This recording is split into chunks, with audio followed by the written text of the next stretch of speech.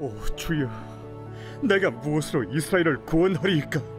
보소서, 나의 집은 므낫세 중에 극히 약하고 나는 내 아버지 집에서 가장 작은 자니이다. 내가 반드시 너와 함께 하리니 내가 미디안 사람 치기를 한 사람을 치듯 하리라. 만일 내가 주께 은혜를 얻었사오면 나와 말씀하신 이가 주 되시는 표징을 내게 보이소서. 내가 예물을 가지고 다시 주께로 와서 그것을 주 앞에 드리기까지 이곳을 떠나지 마시기를 원하나이다. 내가 너 돌아올 때까지 머무르리라. 기드온이 가서 염소 새끼 하나를 준비하고 가루 한 해바로 무교병을 만들고 고기를 수쿠리에 담고 국을 양푼에 담아 상수리 나무 아래 그에게로 가져다가 드리매 하나님의 사자가 그에게 이르되 고기와 무교병을 가져다가 이 바위 위에 놓고 국을 부으라 하니 기드온이 그대로 하니라. 여호와의 사자가 손에 잡은 지팡이 끝을 내밀어 고기와 무교병에 대니 불이 바위에서 나와 고기와 무교병을 살랐고 여호와의 사자는 떠나서 보이지 아니한지라. 기드온이 그가 여호와의 사자인 줄을 알고 이르되 슬프도소이다 주 여호와여, 내가 여호와의 사자를 대면하여 보았나이다. 너는 안심하라. 두려워하지 말라. 죽지 아니하리라 하시니라. 기드온이 여호와를 위하여 거기서 제단을 쌓고 그것을 여호와 살롬이라 하였더라. 여호와께서 기드온에게 명하셨습니다. 가서 이스라엘을 구원하라. 그러자 기드온이 핑계를 대는 게 본문의 시작에 있습니다. 15절에 그러나 기드온이 그에게 대답하되 오 주여, 내가 무엇으로 이스라엘을 구원하리이까? 보소서, 나의 집은 므낫세 중에 극히 약하고 나는 내 아버지 집에서 가장 작은 자니이다 하니라고 핑계를 댑니다. 모세도 소명을 받을 때 비슷하게 반응했습니다. 내가 누구간데 이스라엘 자손을 애굽에서 인도하여 내리이까? 그때 하나님께서 인내심을 가지고 모세에게 말씀하셨습니다. 내가 정녕 너와 함께 하리라. 애굽의 바로는 자칭, 타칭, 신이라고 불렸습니다. 광야에서 양이나 치는 늙은 목자가 바로의 그 신과 같은 권세 앞에 설 것을 생각하면은 정말로 신 앞에 서는 듯 기세가 눌릴 것이 당연합니다. 그런 모세에게 주어진 것은 바로를 쳐부술 막강한 군대나 신식 무기가 아니었습니다. 모세에게 주어진 것은 단 하나였습니다. 하나님께서 모세와 함께 하시겠다는 약속 그 하나뿐이었습니다. 겉으로 볼 때는 이런 말뿐인 것처럼 보이는 약속이 무슨 의미가 있나 하는 생각이 듭니다.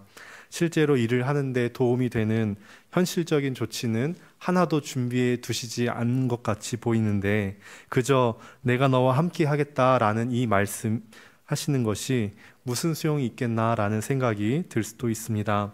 그러나 이스라엘 역사를 보면 그렇지 않습니다. 신이라고 자칭하는 바로가 모세를 당해낼 수 없었습니다. 철옹성을 자랑하던 가나안의 요새도 여호수아 앞에서 속수무책이었습니다. 여호와께서 모세와 여호수아와 함께 하실 때 주변 백성들은 간담이 높고 또 정신을 잃었다라는 표현까지 나옵니다. 하나님께서 함께 하시면 불가능한 것이 없습니다. 그러나 기드온은 처음부터 이런 사실을 깨닫지는 못했습니다. 기드온이 하나님의 명령에 변명하는 내용을 보면 그 핑계거리가 자기 집안의 미약함, 또 자신의 연약함입니다. 하나님께서는 이런 게 문제가 되시지 않습니다. 오히려 이런 미약한 자를 하나님께서 사용하시는 것을 기뻐하십니다. 고린도전서 1장 26절부터 29절까지 바울의 고백입니다. 형제들아, 너희를 부르심을 보라. 육체를 따라 지혜로운 자가 많지 아니하며 능한 자가 많지 아니하며 문벌 좋은 자가 많지 아니하도다. 그러나 하나님께서 세상에 미련한 것들을 택하사 지혜 있는 자들을 부끄럽게 하려 하시고 세상에 약한 것들을 택하사 강한 것들을 부끄럽게 하려 하시며 하나님께서 세상에 천한 것들과 멸시받는 것들과 없는 것들을 택하사 있는 것들을 폐하려 하시나니 이는 아무 육체도 하나님 앞에서 자랑하지 못하게 하려 하심이라. 관건은 지혜가 많은가 또는 가문이 좋은가 재능이 많은가에 있지 않습니다. 관건은 하나님께서 나와 함께 하시는가에 있습니다. 비록 세상에서 천한 자요, 멸시받는 자요, 없는 것들이라 하더라도 하나님께서 함께 하심을 믿고 그 하나님의 명령을 따라 산다면 그 사람을 당해낼 자가 없습니다. 중요한 것은 하나님께서 저와 성도님들과 함께 하시는가 이것입니다. 기드온이 자기 집안의 미약함을 이야기할 때 하나님께서는 또다시 그와 함께 하실 것이라는 약속을 재확인합니다. 16절에 여호와께서 그에게 이르시되 내가 반드시 너와 함께 하리니 내가 미디안 사람 치기를 한 사람을 치듯 하리라 하시니라. 그런데 하나님께서 함께 하시겠다는 약속을 2번이나 반복하셨는데도 기드온은 만족이 되지 않는 것처럼 보입니다. 기드온은 말이 아니라 눈에 보이는 증거를 원합니다. 17절에 표징을 보여달라라고 합니다. 저는 이 본문을 읽으면서 기드온의 심정이 이해도 갑니다. 전도사를 하기 전에 10년 정도 한국대학생 선교회 CCC 간사로 섬기 경험이 있습니다. 27살에 간사 훈련을 받고 28살에 인하대 CCC 간사로 발령이 났습니다. 처음부터 그 캠퍼스를 제가 주도해서 하는 간사는 아니었고 담당 간사님이 거기서 10년 정도 인하대 CCC의 부흥을 이끌어온 베테랑 간사님이 계셨고 저는 그분 밑에서 이제 돕고 또 배우고 그런 이제 협력하는 간사로 처음 시작을 했습니다. 그런데 1년 후에 그 디렉터 간사님께서 급히 신학연수를 가시게 되면서 전국적으로도 주목을 받고 있는 인하대 CCC를 어쩌다 제가 담당을 하게 됐습니다. 아직 20대인 제가 이 100여 명이 넘는 대학생 공동체를 감당할 수 있을지, 또 이 공동체를 하나님이 주신 방향으로 학생들을 동기부여하면서 잘 이끌어갈 수 있을지 두려움이 몰려왔습니다. 베테랑 선배 간사님을 보면 저의 미숙함은 더 크게만 보였습니다. 그때 선배 간사님께서 제게 해주신 말씀이 기억이 납니다. 진석 간사는 나처럼 되려고 하지 마. 나처럼 되려고 하면 결국 나 이상을 할 수가 없어. 하나님께서 이 시기에 이나 CCC의 진석 간사 다음이 필요해서 보내신 거니 진석 간사답게 하나님 의지하면서 해. 저는 그 말씀 속에 하나님께서 부르셨다는 말씀이 큰 위로가 되었습니다. 내가 학생들과 나이 차이도 별로 안 나고 성숙함에 큰 차이도 없어 보이는데 이 공동체의 방향을 확신 있게 제시할 만큼 나 스스로도 확신이 없어도 하나님이 나와 함께 하시는구나, 하나님이 부르셨구나, 이것을 그 간사님의 말씀 속에서 확인받는 순간이 제게는 여전히 두렵지만 한 걸음을 내디딜 수 있는 힘이 되었습니다. 미디안 앞에 서야 할 초라한 개인 기드온, 그에게 자기를 부르신 분이 정말 하나님이시라는 이 확신은 더욱 필요했을 것입니다. 그래서 표징을 구합니다. 그에게 남은 문제는 이렇게 나에게 명하시는 분이 정말 주님이신가 하는 것입니다. 이에 기드온이 여호와의 사자에게 요청합니다. 예물을 준비할 때까지 기다려 주십시오. 여호와의 사자는 그렇게 하라고 합니다. 기드온은 염소 새끼를 하나를 준비하고 가루로 무교병을 만들어 가지고 돌아왔습니다. 당시는 기근 상황이었습니다. 기드온 자신도 자기 먹을 밀을, 소량의 밀을 몰래 타작하고 있던 것을 생각하면 힘에 진하게 준비한 제사의 예물입니다. 그러자 여호와의 사자가 기드온에게 말합니다. 고기와 무교 전병을 바위 위에 놓고 그 위에 국을 부으라. 기드온이 시키는 대로 합니다. 여호와의 사자는 손에 잡은 지팡이로 고기와 무교 전병을 건드립니다. 그러자 반석에서 불이 나와서 그 고기와 무교 전병을 살랐습니다. 하나님께서 제사를 받으시고 불로 응답하신 것입니다. 반석에서 불이 나와서 제물을 사른 것은 기적 같은 일입니다. 초자연적인 하나님의 임재를 보여줍니다. 모세를 부르실 때도 하나님께서 불꽃 가운데 나타나셨습니다. 국이 쏟아져서 물기가 흥건한, 물기가 많은 그런 고기와 무교전병을 태우는 이 무서운 불을 기드온의 망막에 이 불이 비칩니다. 모든 것을 소멸케 하시는 하나님의 임재를 상징하는 그 불이 기드온의 망막에 쏟아져 들어옵니다. 반석에서 불을 내시는 하나님이라면 미디안 사람 치기를 한 사람 치듯 하리라는 약속 또한 가능한 것입니다.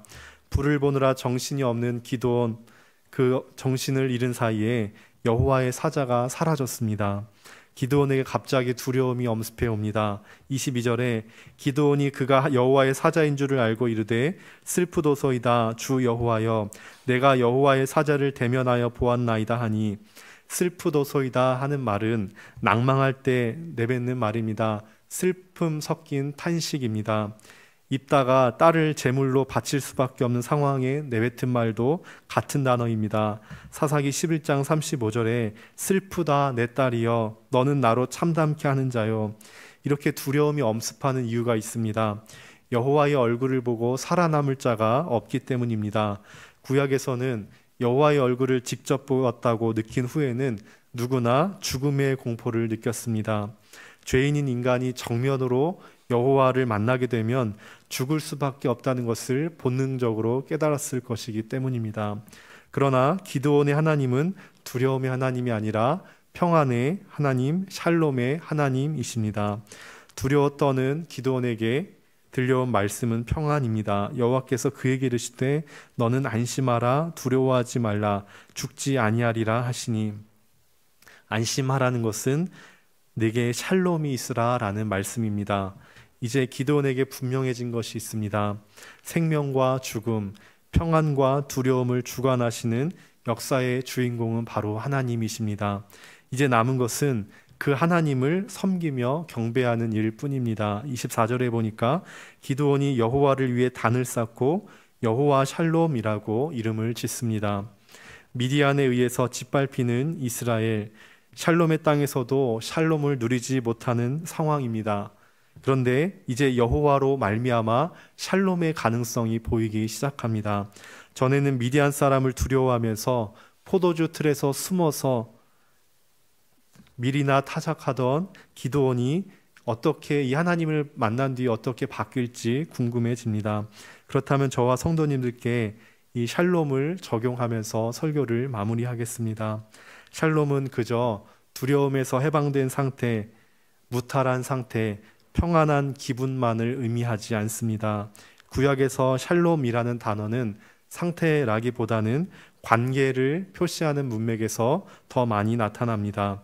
그래서 샬롬은 올바른 관계를 유지할 때 얻는 평화를 말합니다. 그런데 그 관계라는 것이 하나님과의 관계만이 아니라 이웃과의 관계, 자연과의 관계까지 제대로 이루어졌을 때 누리는 것이 샬롬입니다. 그저 개인적으로 하나님과의 관계만 제대로 유지하면 내 육신이 잘 되고 영혼이 잘 되고 범사에 형통한 샬롬을 맛보게 된다는 것은 어쩌면 개인주의적인 샬롬입니다. 물론 이런 샬롬이 필요합니다. 그러나 성경은 이 같은 개인주의적인 평안을 온전한 샬롬으로 말씀하지 않습니다.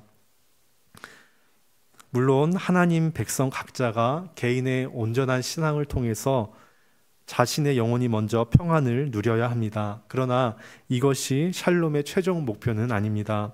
온전한 샬롬은 하나님뿐만 아니라 이웃과 또 자연과의 관계를 잘 세울 때 주어지는 복입니다.